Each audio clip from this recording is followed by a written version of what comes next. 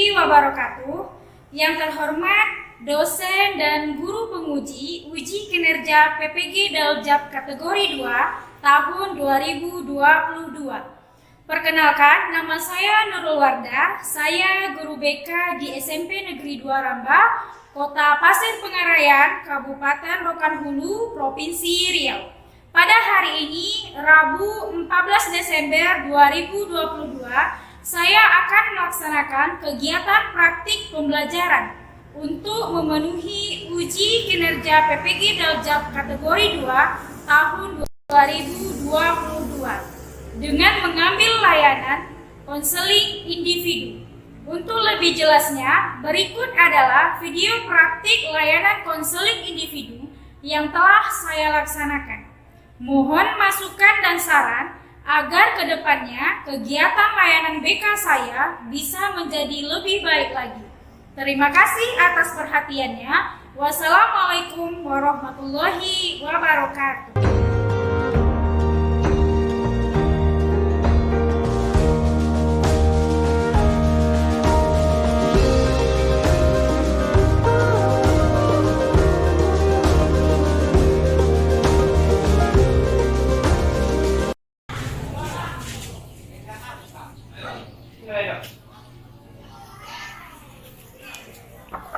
Assalamualaikum. Waalaikumsalam.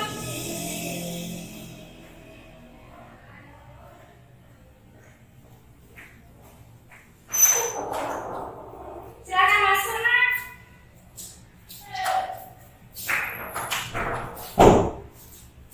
Nah, ya silakan. Mau duduk di mana? Nah, silakan duduk. Bagaimana kabarnya hari ini? Alhamdulillah baik Bu. Gimana kemarin ujiannya?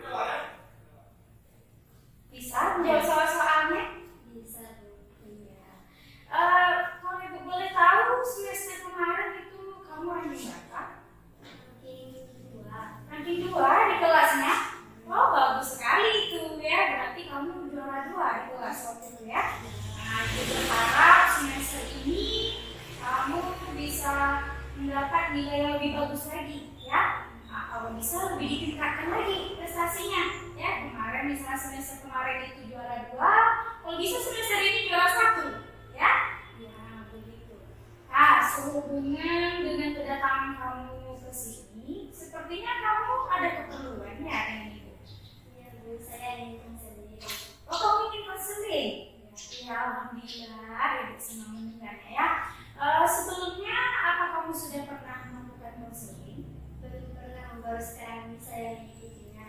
Oh, kali ini ya. Apa kamu sudah tahu yang dimaksud dengan konseling? Tidak. Baik, Ibu akan menjelaskan apa yang dimaksud dengan konseling. Tetapi terlebih dahulu, alangkah lebih baiknya untuk kelancaran kegiatan kita berdoa terlebih dahulu ya. Mari kita berdoa menurut kepercayaan kita masing-masing. Berdoa dimulai. Berdoa selesai. Oke, baik. Jadi Ibu akan menjelaskan ya apa yang dimaksud dengan konseling ya. Jadi konseling itu adalah suatu bantuan profesional yang dilakukan oleh seorang konselor, yaitu Ibu ya, berbeda kamu kepada seorang konseling, yaitu kamu ya, untuk membantu konseling memecahkan masalah yang sedang dihadapinya ya. Itu yang dimaksud dengan konseling. Bisa dipahami sampai di sini? Bisa. Oke. Nah, kemudian yang harus kamu ketahui ya, konseling itu dilandasi oleh azas-azas namanya ya. Jadi ada 4 azas yang ada di dalam konseling itu. Nah, yang pertama itu ada namanya azas kerahasiaan ya. Azas kerahasiaan ini maksudnya ya, kita di dalam konseling ini apapun yang kita bahas itu wajib dirahasiakan, jangan sampai diceritakan keluar, tidak boleh digosipkan keluar ya, wajib dirahasiakan. Hanya kita yang tahu masalahnya ya. Jadi oleh karena itu kamu tidak perlu khawatir ya. Kamu tidak usah khawatir, Ibu tidak akan menceritakan apapun masalah yang kamu menceritakan ke ibu, ya ibu tidak akan ceritakan ke orang lain, ya ibu tidak akan menggosipkan masalah pribadi kamu ke orang lain, ya kita sama-sama memegang teguh azas kerahasiaan ini, ya jadi silahkan nanti kamu ceritakan ke ibu apa masalah yang sedang kamu hadapi sekarang, apa masalah pribadi yang memang belum selesai sampai sekarang yang masih kamu hadapi, ya. Nah, kemudian yang kedua itu ada namanya azas keterbukaan, ya. Maksudnya di sini kamu harus secara terbuka, ya, menjelaskan atau menceritakan masalah pribadi kamu kepada ibu, ya, supaya ibu bisa membantu menyelesaikan permasalahan yang sedang kamu hadapi sekarang. Kemudian yang ketiga ada namanya azas kesukarelaan.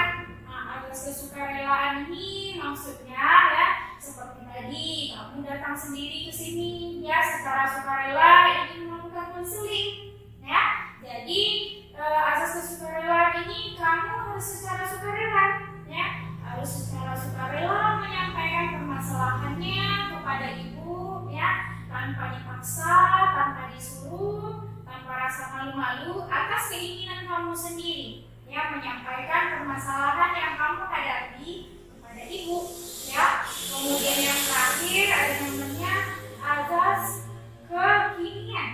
Nah, azas kekinian ini maksudnya ya masalah yang memang kamu hadapi sekarang itu memang masalah yang terkini, ya, bukan masalah yang lampau yang sudah terjadi, tapi memang masalah yang terkini yang memang masih kamu hadapi sampai sekarang dan belum terselesaikan. Konseling kita ini dibatasi oleh waktu, ya.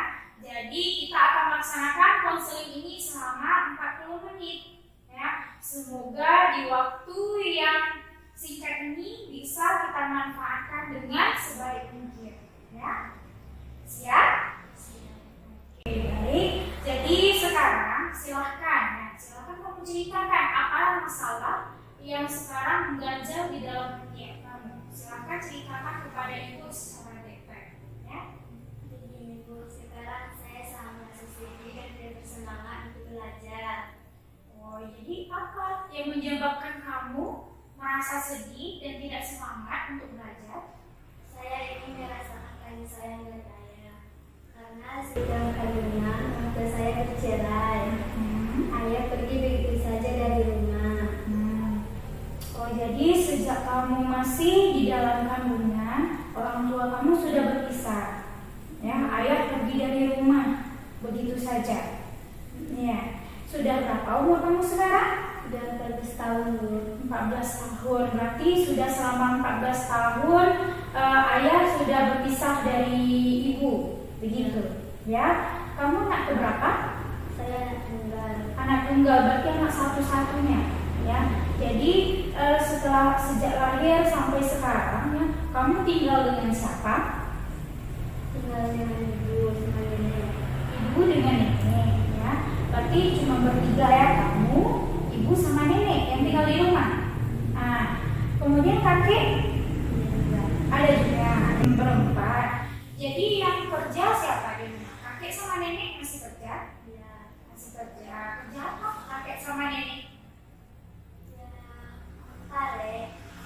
Oh, apa? Oh, mau karet. Nah, kalau ibu kerjanya apa? Kerja rumah tangga. Ibu kerja di rumah tangga, berarti nggak kerja di luar ya, di rumah, ya. Nah, jadi siapa yang biasanya ngasih kamu duit jajan kalau ke sekolah selama ini? Ibu. Nah, ibu tidak bekerja, jadi ibu dapat duit dari mana? Kerja rumah tangga. Ada kakak bosor ya. Oh, nyetrika, upah nyetrika orang gitu. Berarti orang bisa nanti siapa yang menyetrika bisa bilang ke ibu kamu gitu. Oh, jadi kerjanya pekerjaan di rumah tangga ke rumah-rumah lah gitu ya. Atau orang yang datang ke rumah mengantarkan baju. Ya, kembali ke rumah. Kalau dia ke rumah-rumah orang ada? Enggak. Tidak. Oh, jadi pekerjaannya nyetrika gitu ya. Baik. Nah, kemudian, kamu pernah tidak bertanya sama ibu atau nenek atau kakek? Gitu. Kamu pernah tidak bertanya tentang ayah? Saya bertanya kepada nenek karena ibu saya itu sering bicara. Oh, jadi kamu bertanya ke nenek? Iya. Apa kata nenek? Kalau berdasarkan cerita nenek nih, ya, apa yang kamu ketahui kira-kira tentang sosok seorang ayah? Gitu. Sosok ayah kamu itu seperti apa? Berdasarkan cerita nenek. Ayah tercerai dengan ibu karena ibu saya itu sering bicara. Oh, begitu kata nenek. Iya. Jadi sampai sekarang kamu sudah tahu dengan ayah? Sudah tahu. Berarti kamu sudah pernah lihat ayah? Sudah pernah.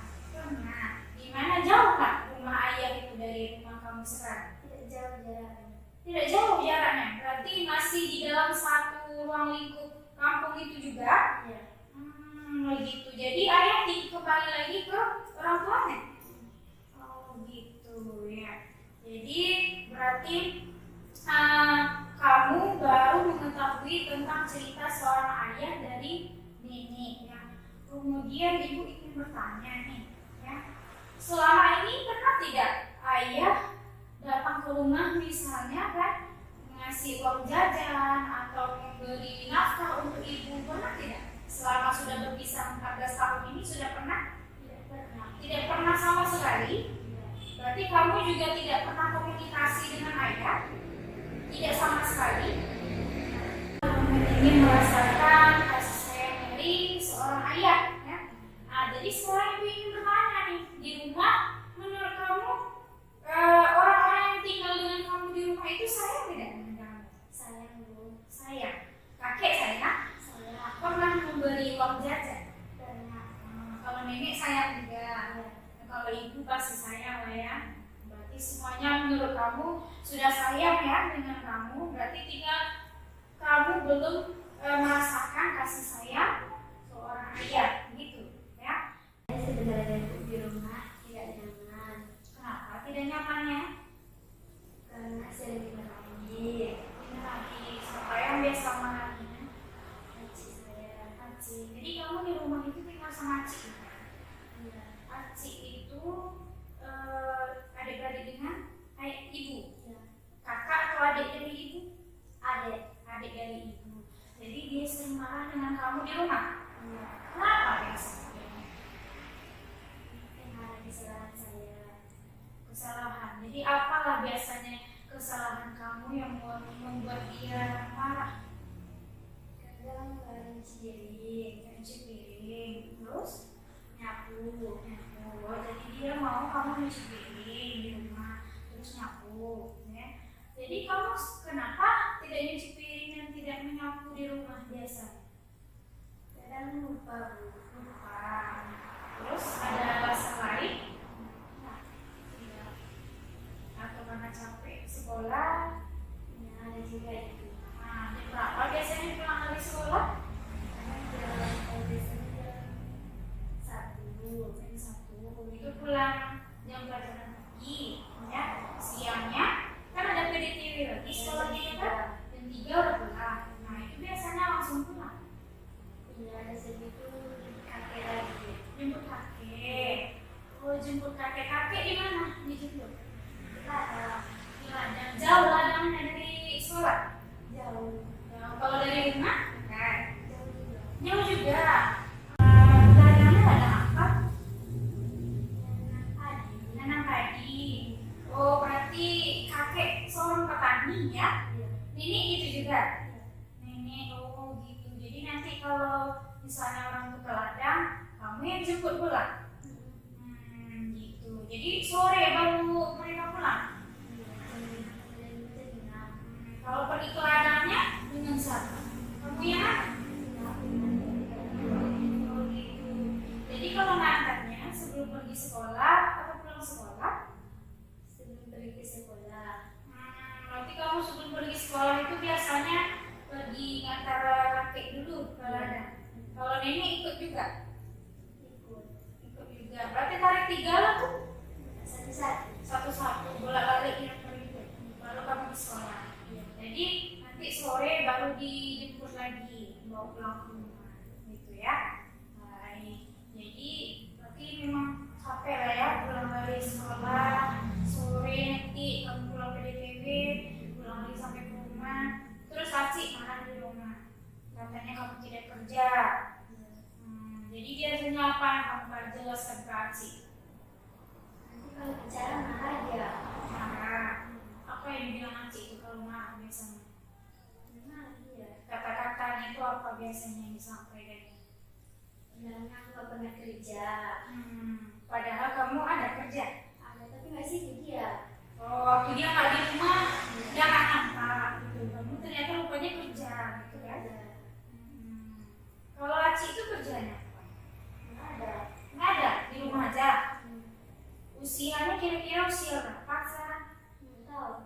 Belum tahu usianya, belum nikah. Udah anak ini. Udah punya anak, tapi tinggal di rumah juga. Masih di rumah itu. Tapi saya ada rumahnya. Rumahnya ada. Oh gitu, nggak jauh dari rumah nenek, rumah kamu sekarang. Jauh. Jauh, kan dia sering main ke rumah. Sekali seminggu. Sekali seminggu. Hmm. Padahal dia jarang di rumah, datang sekali seminggu. Nanti kalau datang marah-marah, Iya. Semua yang kayak gitu. dimarah-marahkannya. Termasuk ibu kamu pernah juga dimarahnya. Pernah. Apa lah yang dimarahinnya sama ibu biasanya? Karena nggak kerja juga. Jadi mau dia kenapa? Apa mau dia? Sebenarnya dia nggak kerja. Oh, dia nggak kerja di rumahnya itu. Oh, makanya dia marah-marah ke orang dia supaya orang yang kerja gitu kan? Maksudnya, ibu kira Aci itu tinggal di rumah, serumah dengan kamu gitu. Jadi dia sering marah-marah. Jadi kamu merasa tidak nyaman di rumah karena dia marah-marah gitu. Jadi masalah kamu ini apakah sudah pernah kamu ceritakan ke orang lain? Tidak pernah, berarti baru dengan ibu saja kamu ceritakan? Iya. Nah baik, jadi sekarang ibu ingin bertanya nih, ya. Nah, apa sebenarnya yang menjadi keinginan kamu sekarang? Saya sebenarnya ini merasakan dari saya beraya seperti diberikan perhatian, bertanya terima kasih kepada saya. Untuk memenuhi keinginan kamu itu, ya, usaha apa nih selama ini yang sudah pernah kamu lakukan? Selama ini saya sudah mencari tahu tentang ayah saya, orangnya yang mana. Oh, berarti sudah ada usaha kan?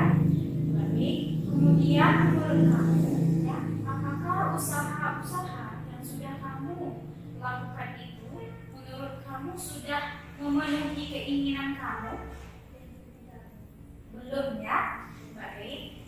Jadi karena menurut kamu itu belum memenuhi keinginan kamu, nah sekarang ibu ingin kamu ya merancang sebuah rencana ya, kita buat nanti rencana-rencana yang bisa kamu laksanakan nanti untuk memenuhi keinginan kamu. Nah sekarang ibu ingin kamu menulis di kertas ini ya, silakan ditulis di kertas ini. Ini ada ibu sediakan penanya. Silakan ditulis apa rencana-rencana ya yang akan kamu lakukan untuk memenuhi keinginan kamu itu. Nah, silakan ditulis di sini apa-apa saja rencana-rencananya.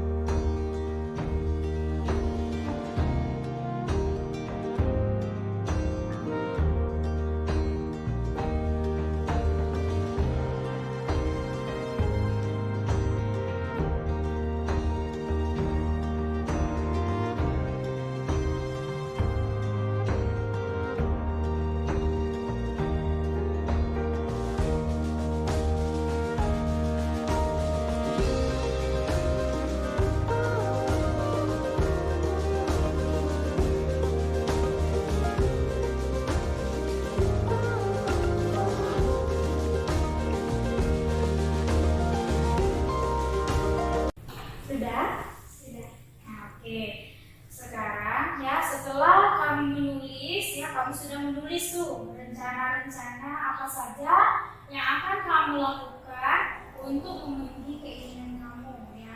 Jadi sekarang ya, Ibu ingin kamu membacakan apa saja rencana-rencana yang sudah kamu tulis tadi.